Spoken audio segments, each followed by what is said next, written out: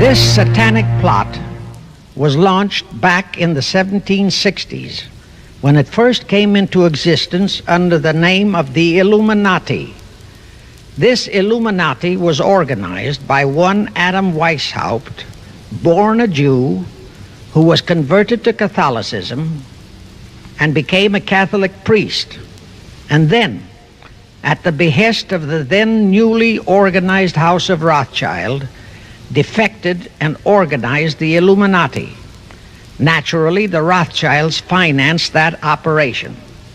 And every war since then, beginning with the French Revolution, has been promoted by the Illuminati, operating under various names and guises. I say under various names and guises because after the Illuminati was exposed and became too notorious, Weishaupt and his co-conspirators began to operate under various other names. In the United States, immediately after World War I, they set up what they called the Council on Foreign Relations, commonly referred to as the CFR. And this CFR is actually the Illuminati in the United States. And its hierarchy, the masterminds in control of the CFR, to a very great extent, are the descendants of the original Illuminati conspirators. But to conceal that fact, most of them changed their original family names to American-sounding names.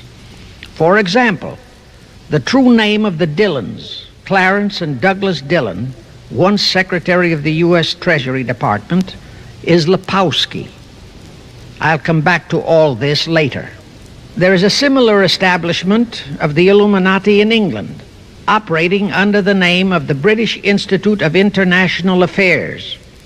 There are similar secret Illuminati organizations in France, Germany, and other nations operating under different names.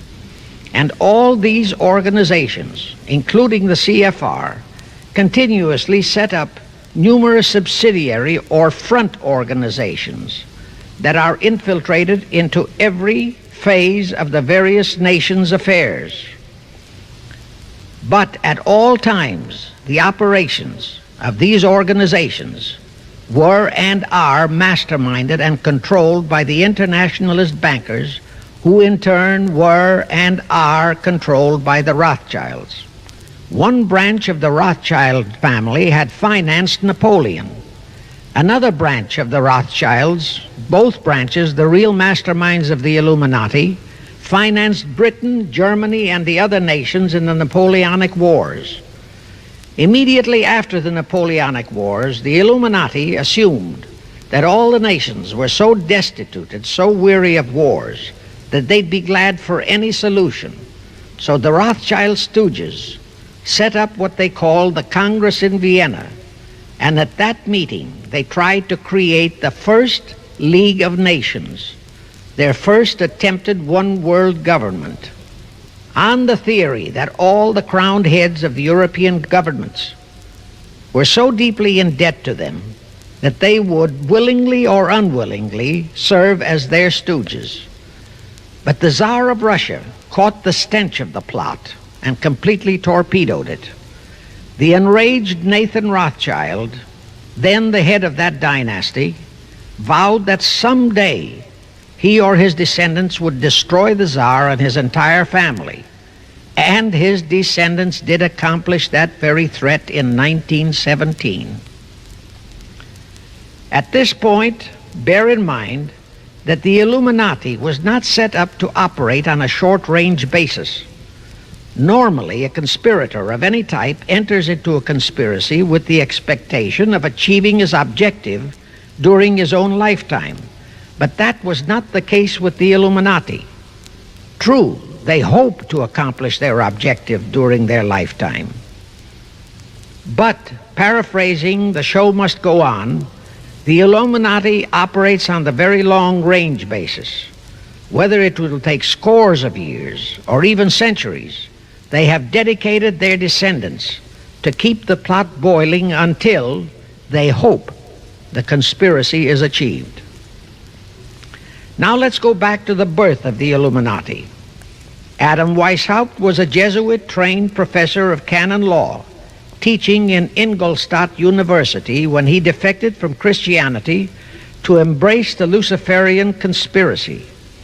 It was in 1770 that the professional moneylenders, the then recently organized House of Rothschild, retained him to revise and modernize the age-old protocols of Zionism, which from the outset was designed to give the synagogue of Satan, so named by Jesus Christ, ultimate world domination, so they could impose the Luciferian ideology upon what would remain of the human race after the final social cataclysm by use of satanic despotism. Weishaupt completed his task May 1st, 1776. Now you know why May 1 is the great day with all communist nations to this very day. That was the day, May 1, 1776, that Weishaupt completed his plan and officially organized the Illuminati to put the plan into execution. That plan required the destruction of all existing governments and religions. That objective was to be reached by dividing the masses of people whom he, Weishaupt, termed Goyim, or human cattle, into opposing camps in ever-increasing numbers on political, social, economic, and other issues, the very conditions we have in our country today. The opposing sides were then to be armed and incidents provided which would cause them to fight and weaken themselves and gradually destroy national governments and religious institutions. Again, I say, the very conditions in the world today. Now, just why did the conspirators choose the word Illuminati for their satanic organization? Weishaupt himself said that the word is derived from Lucifer and means holders of the light, using the lie that his objective was to bring about a one-world government to enable those with mental ability to govern the world and prevent all wars in the future. In short, using the word peace on earth as his bait, exactly as that same bait, peace, was used by the 1945 conspirators to foist the United Nations on us. Weishaupt, financed, I repeat, by the Rothschilds, recruited some 2,000 paid followers. These included the most intelligent men in the fields of arts and letters, education, the sciences, finance, and industry. He then established lodges of the Grand Orient, Masonic lodges, to be their secret headquarters. And I again repeat that in all of this, he was acting under orders from the House of Rothschild. The main features of the Weishaupt plan of operation required his Illuminati to do the following things to help them to accomplish their purpose. Number one, use monetary and sex bribery to obtain control of men already in high places in the various levels of all governments and other fields of endeavor. Once influential persons had fallen for the lies, deceits, and temptations of the Illuminati, they were to be held in bondage by application of political and other forms of blackmail, threats of financial ruin, public exposure and physical harm, even death, to themselves and loved members of their families. Do you realize how many present top officials in our federal government in Washington are controlled in just that way by the CFR? Number two, Illuminati on the faculties of colleges and universities were to cultivate students possessing exceptional mental ability, belonging to well-bred families with international leanings, and recommend them for special training in internationalism. Such training was to be provided by granting scholarships to those selected by the Illuminists. That gives you an idea what a Rhodes Scholarship means. It means indoctrination into accepting the idea that only a one-world government can put an end to recurring wars and strife. That's how the United Nations was sold to the American people. All such scholars were to be first persuaded and then convinced that men of special talent and brains have the right to rule those less gifted on the ground that the masses don't know what is best for them physically, mentally, and spiritually.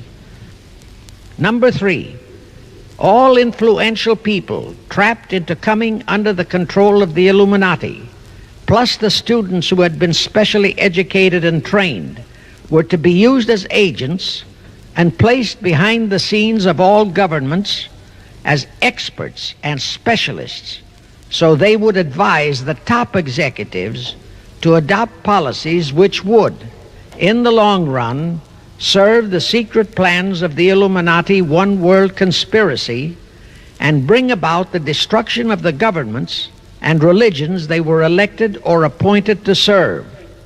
Number 4, perhaps the most vital directive in Weishaupt's plan was to obtain absolute control of the press, at that time the only mass communications media to distribute information to the public, so that all news and information could be slanted, so that the masses could be convinced that a one-world government is the only solution to our many and varied problems.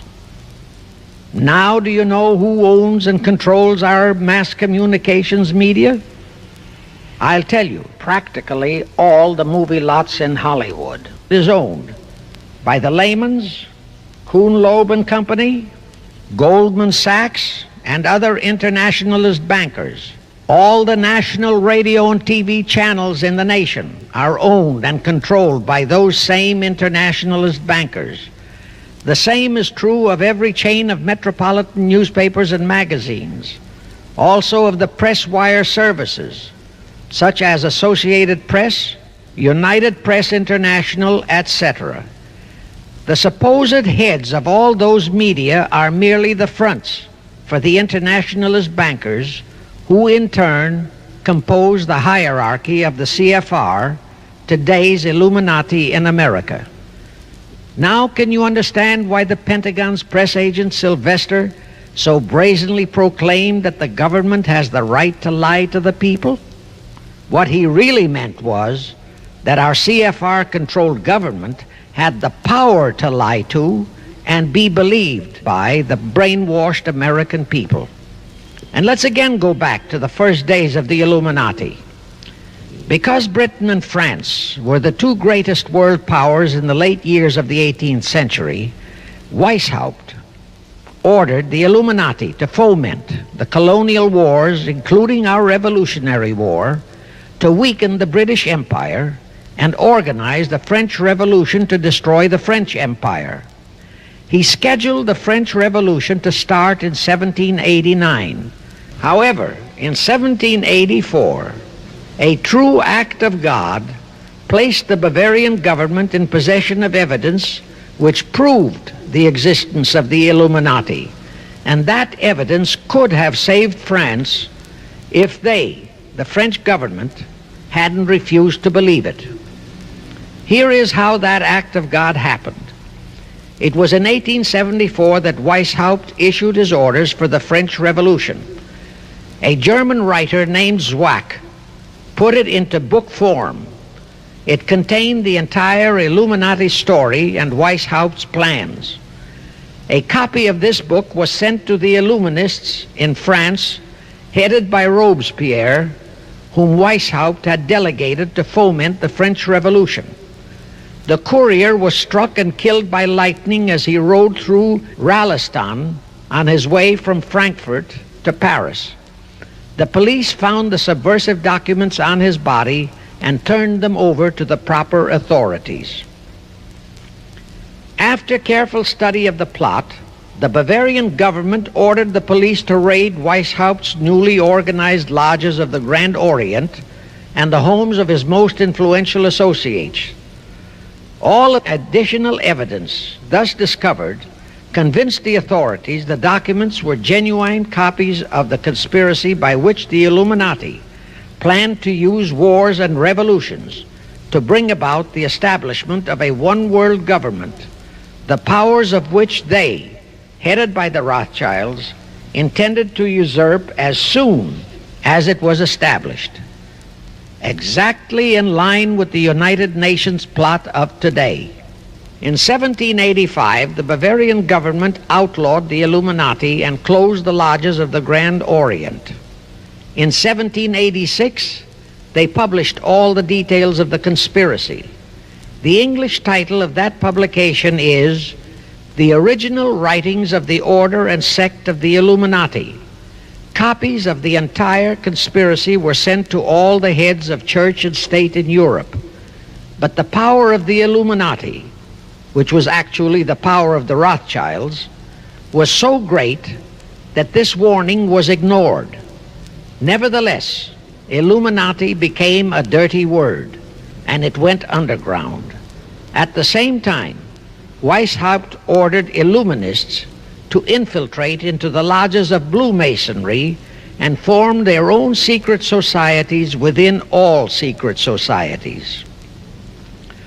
Only Masons who proved themselves internationalists and those whose conduct proved they had defected from God were initiated into the Illuminati. Thenceforth, the conspirators donned the cloak of philanthropy and humanitarianism to conceal their revolutionary and subversive activities. In order to infiltrate into Masonic lodges in Britain, Weishaupt invited John Robison over to Europe. Robison was a high-degree Mason in the Scottish Rite. He was a professor of natural philosophy at Edinburgh University and secretary of the Royal Society of Edinburgh. Robison did not fall for the lie that the objective of the Illuminati was to create a benevolent dictatorship, but he kept his reactions to himself so well that he was entrusted with a copy of Weishaupt's revised conspiracy for study and safekeeping. Anyway, because the heads of state and church in France were deluded into ignoring the warnings given them, the revolution broke out in 1789 as scheduled by Weishaupt.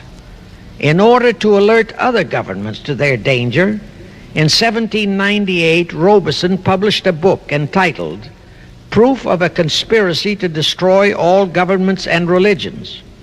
But his warnings were ignored, exactly as our American people have been ignoring all warnings about the United Nations and the Council on Foreign Relations, the CFR. Now here is something that will stun and very likely outrage many who hear this, but there is documentary proof that our own Thomas Jefferson and Alexander Hamilton became students of Weishaupt's. Jefferson was one of Weishaupt's strongest defenders when he was outlawed by his government. And it was Jefferson who infiltrated the Illuminati into the then newly organized lodges of the Scottish Rite in New England. Here is the proof. In 1789, John Robison warned all Masonic leaders in America that the Illuminati had infiltrated into their lodges. And on July 19, 1789, David Papin, president of Harvard University, issued the same warning to the graduating class and lectured them on the influence Illuminism was acquiring on American politics and religion. And to top it off, John Quincy Adams, who had organized the New England Masonic lodges, issued his warnings. He wrote 3 letters to Colonel William L. Stone, a top Mason, in which he exposed how Jefferson was using Masonic lodges for subversive, Illuministic purposes. Those 3 letters are at this very time in Rittenberg Square Library in Philadelphia. In 1826, one Captain William Morgan decided it was his duty to inform all Masons and the general public what the full truth was regarding the Illuminati, their secret plans and intended objectives, also revealed the identities of the masterminds of the conspiracy. The Illuminati promptly tried Morgan in absentia and convicted him of treason. They ordered one Richard Howard, an English Illuminist, to carry out their sentence of execution as a traitor. Morgan was warned and he tried to escape to Canada, but Howard caught up with him near the border, near the Niagara Gorge to be exact, where he murdered him. This was verified in a sworn statement made in New York by one Avery Allen to the effect that he heard Howard render his report of the execution to a meeting of Knights Templars in St. John's Hall, New York. He also told how arrangements had been made to ship Howard back to England. That Allen affidavit is on record in New York City archives. Very few Masons and very few of the general public know that general disapproval over that incident of murder caused approximately half of all the Masons in the northern jurisdiction of the United States to secede.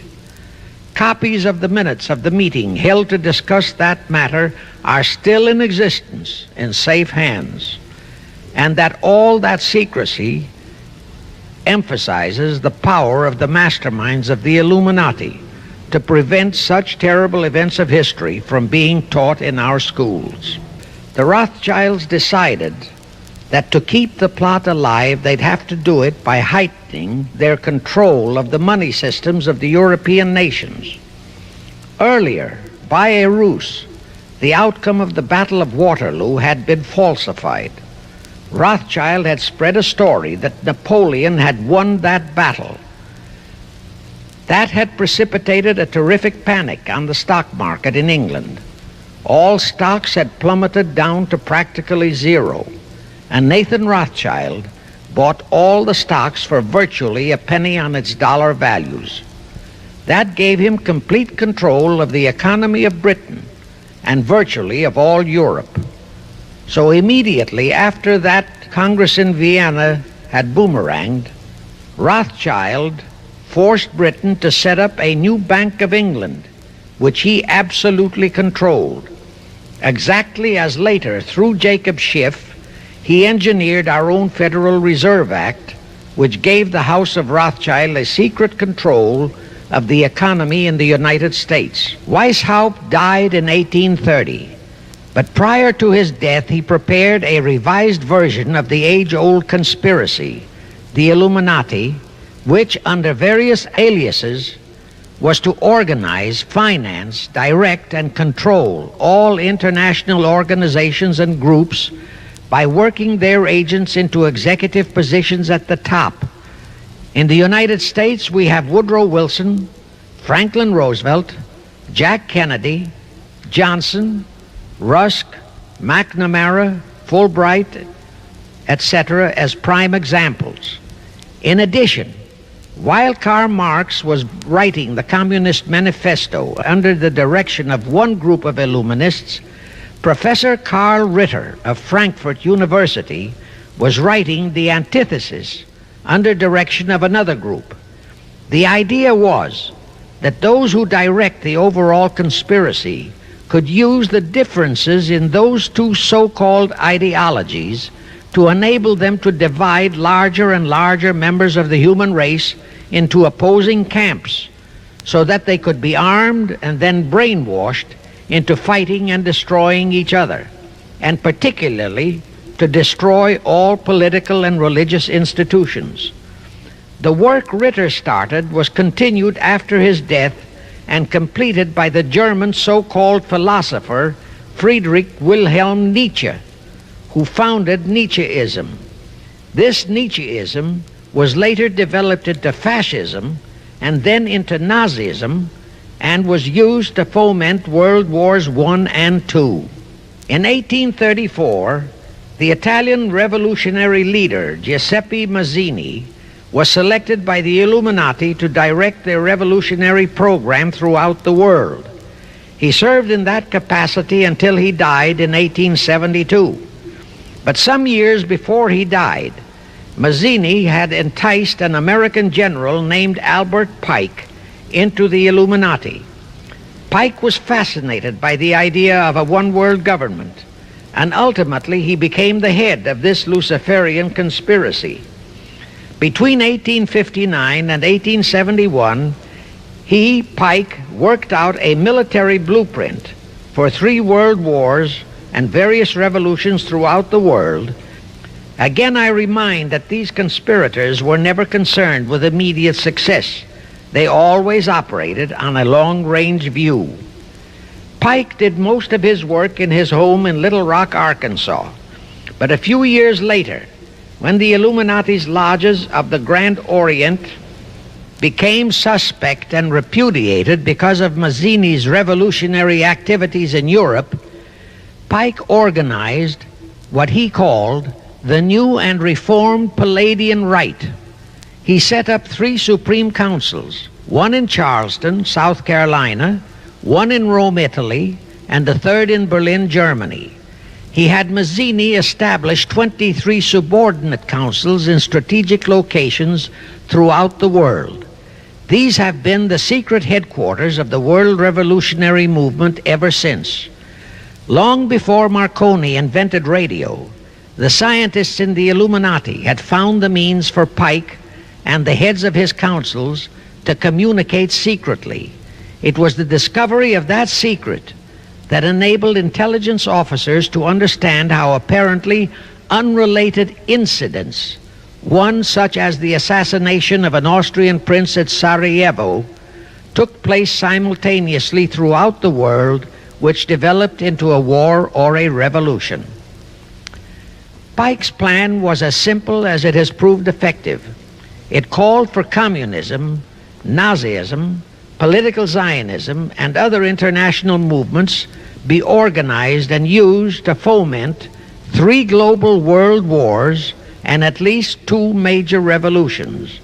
The First World War was to be fought so as to enable the Illuminati to destroy Tsarism in Russia, as vowed by Rothschild after the Tsar had torpedoed his scheme at the Congress in Vienna, and to transform Russia into a stronghold of atheistic communism.